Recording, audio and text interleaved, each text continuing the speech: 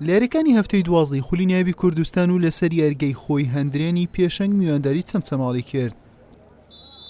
لا نیوە یەکەم و هەرزوو چەمچەماڵ هەڕەشەی لە گۆڵی خاوەن ماڵ کرد، بەڵام تۆپ بە نزیک ستون چووە دەرەوە لە خولەکی نۆ یاریەکە و بە ئەسیستی ماجد ڕاشد سۆران عەزیز گۆڵ یەکەمی بۆ هەندرێنی شین پۆش تۆمار کرد.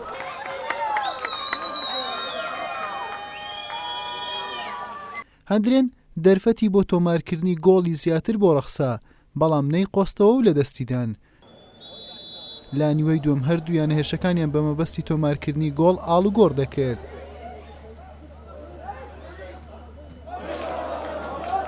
چەمچەماڵ مەترسیدارتر دەردەکەوت، بەڵام لە خولەکی 88 ماجد ڕاشد بە تۆمارکردنی گۆڵی دووەم بۆ هەندرێن چەمچەماڵی بێهیوا کرد لە گەڕانەوە بۆ کەشی یاریەکە و هەندرێن بە دوو گۆڵی بێوەڵام سەرکەوتنی نووسیەوە.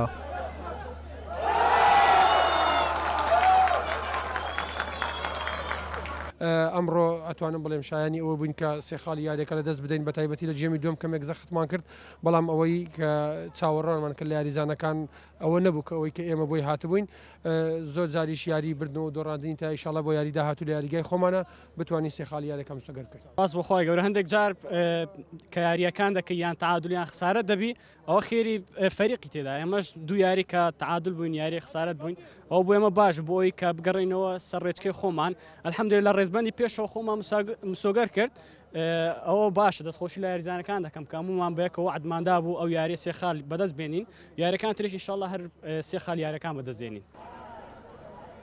بەمەنجامە هەندرێن بە کۆکردنەوەی 24 خاڵ و با جیاوازی دوو خاڵ لەگەڵ سیروانی نوێ لە پێشەنجی خولەکە مایەوە. چەمچەماڵیش بە 14 خاڵ پاشەکشەی کرد بۆ ناوەڕاستی ڕیزبەندی یانەکان. حوسێن محەممەد کەناڵی ئاسمانی پێام هەولێر.